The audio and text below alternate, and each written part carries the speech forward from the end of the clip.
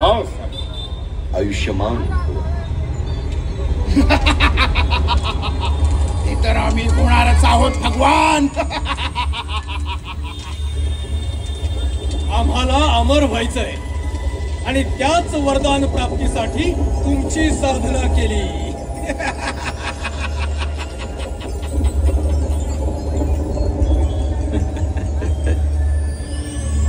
शुंभ निशुंभ यांचा स्त्री लंपट स्वभाव ब्रह्मदेवांना ज्ञात होता आणि म्हणून त्यांनी वरदान दिलं, केवळ एक आदिशक्तीच तुमचा वध करू शकेल.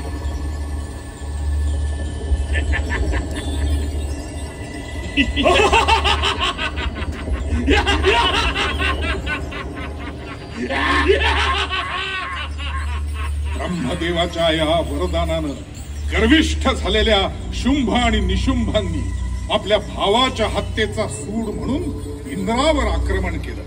तेव्हा इंद्रदेव नृत्य गायनात रममाण होते.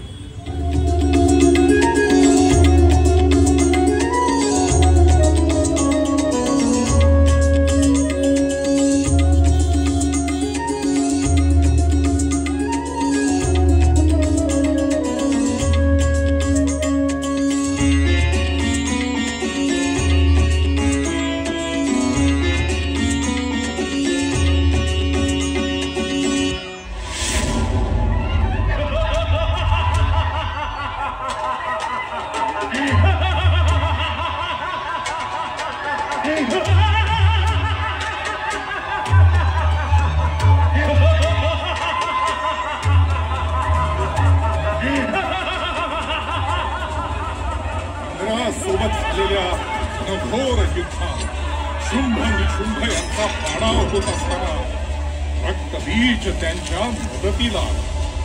रक्तबीजाची वीरता बघून शुंभ निशुंभ त्याच्याकडे आकर्षित झाले आणि स्वतःहून त्याचं सेनापतिपद त्यांनी स्वीकारलं.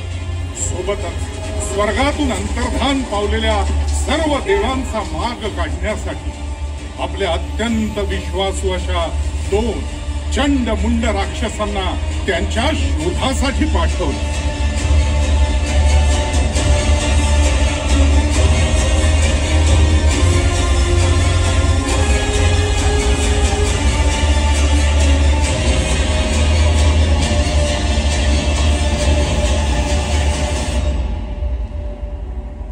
स्वर्गातून अंतर्धान पावलेले सगळेच देव कैलास पर्वतावर महादेवांना शरण आले.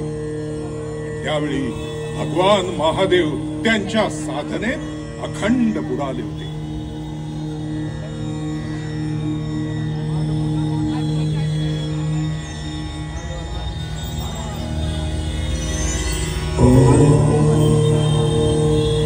समस्त देवांचं गाऱ्हाण त्यांच्यापर्यंत पोहोचतच नव्हतं.